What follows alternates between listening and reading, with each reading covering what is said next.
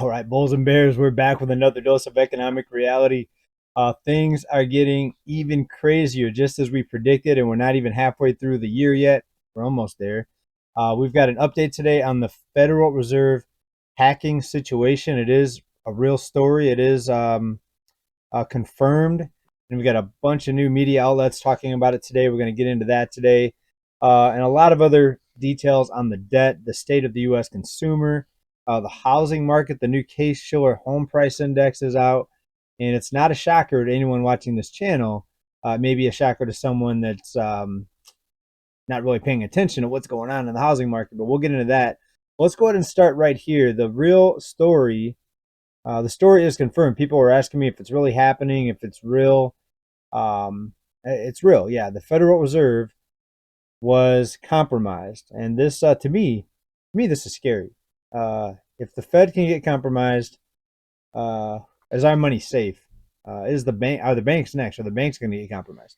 So first, as we talked about in our last report, it's mainly security websites that are talking about it. Cybersecurity, CyberWire. A group called Lockbit claims to have breached the Federal Reserve System. And so this was what it was yesterday. Cyber News, websites that specialize in cyber security, things like that.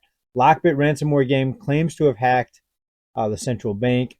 Well, update today, we've got outlets like the Daily Mail, Tech Radar, American Banker, Economic Times, cybersecurity news, of course, more security websites reporting on it here.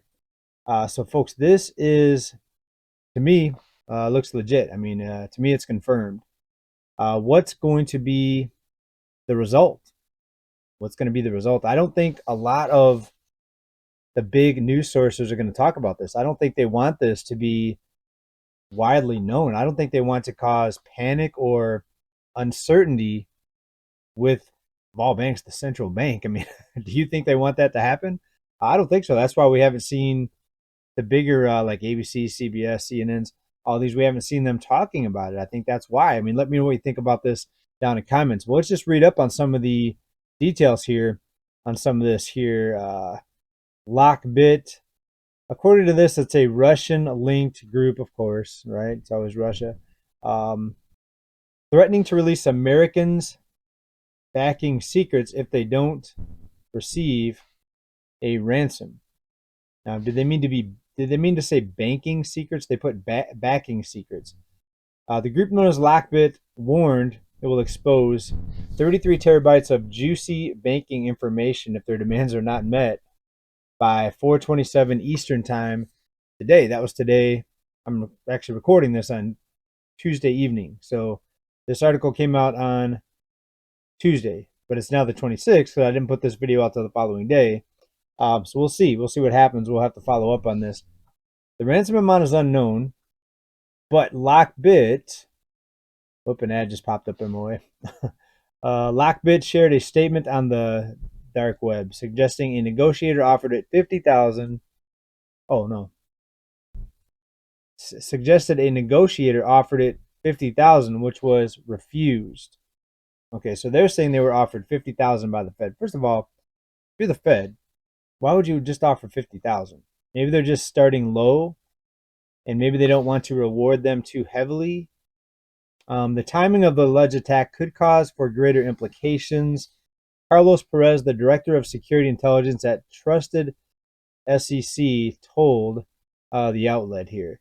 Quote, this happening in an election year and the given ties of these groups to Russian intelligence agencies, one cannot ignore any data leaked may be tampered and not accurate, allowing for fear, uncertainty, and doubt to be spread as part of an influential operation, right? So we're going to leave that there for now. We'll keep you updated as this evolves, and we'll see what happens. So they supposedly said they were going to release this as of Tuesday, as of yesterday.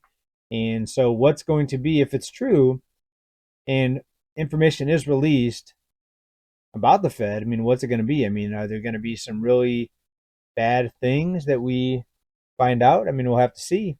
But I wouldn't be surprised to see some very bad. Maybe some bad intentions, right? Who knows?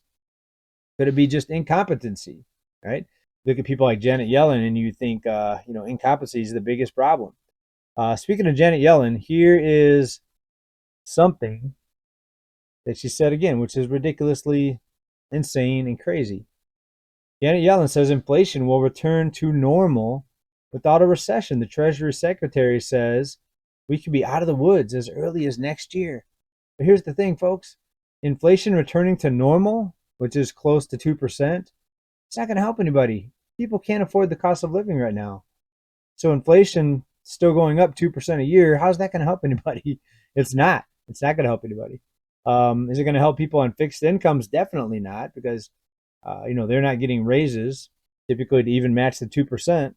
But this is the standard for the quote unquote leaders, the powers that be, have no clue how things are really going down right now on Main Street. They have no clue. And I think these people like Yellen, the president, I think they're put in power on purpose because they have no clue, and they're just going to say and do whatever they're told, right? So maybe the people behind them know what they're doing, and they put these clowns out there just to give people the impression that it's all just a bunch of mistakes and mess ups, and these people don't know how to run things, they don't know how to fix things. But at the background, is this all done on purpose? I mean, it's so bad it almost makes me think that it's all done on purpose, and that these clowns are just put out there, uh, people on a string, puppets on a string, right? That's what I think. Let's talk about the housing bubble. Home prices went up. Case-Shiller home price index out again. We told you it was not going to be a housing crash. There's a few cities right now seeing some price declines, mostly in Florida and Texas, but overall, median price nationwide still going up. Month to month, prices rose in all 20 metropolitan cities, according to the Case-Shiller home price index. And year over year, we're up 7.2% year over year, 7.2%. Home price is still going up. This is the 20 city price, Case-Shiller home price index. And we said it was going to happen, folks. Now, there's so much being done to keep this market propped up. We've got zero down payment mortgages. We've got all these down payment assistance programs, a lot of them backed by this government. Got the government buying most mortgages right now. About 80% of loans being given out are given out by non-bank lenders, and those loans can just be bought up in endless amounts, no maximum, that it can be bought up by the government. In this case, it would be the central bank, and just add it to the debt. So that's how they can keep the housing bubble inflated. Things are being done today that were not done in 2008, right? People think 2008 was the ultimate frenzy in home lending and easy loans. It's even worse now. It's just different types of things are being done today versus 2008. That's why home prices are up so much higher, and we're not seeing a correction or a crash. Let me just bring up a chart here. This was actually put out by Wolf Street here.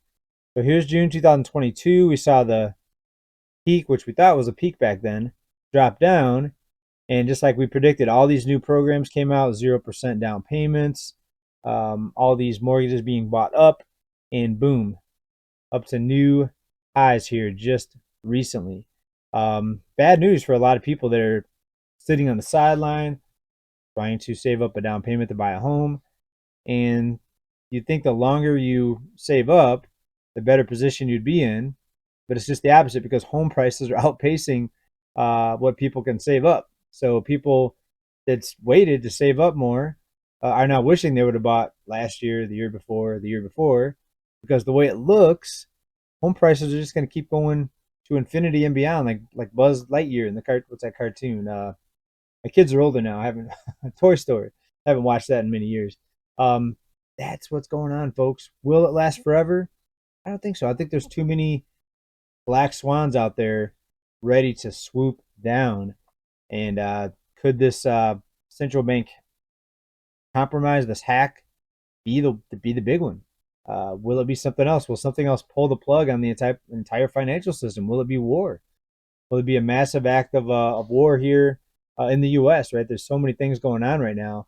A lot of conflicts happening, the U.S. involved, not just proxy wars, but actual funding of missiles and rockets being fired into other countries right now. So we are heavily involved in war right now. I don't think you're going to really see it portrayed that way on the 6 o'clock news. Again, I don't think they want people to know the severity and the risks out there right now, right? I think their job, and we're talking about the 6 o'clock news, the main outlets, big media sources. I don't think they want people to know um, the risks, right? I think their job is to keep everybody calm, and that's why throughout boom and bust economic cycles, people were rarely prepared for them, right? How many people got caught flat-footed back in 2008 when the foreclosure crisis swept in, right? Hardly anyone was prepared for that, and I think there's a reason for that. I don't think they want you to know what's going on, and that's the purpose of this channel.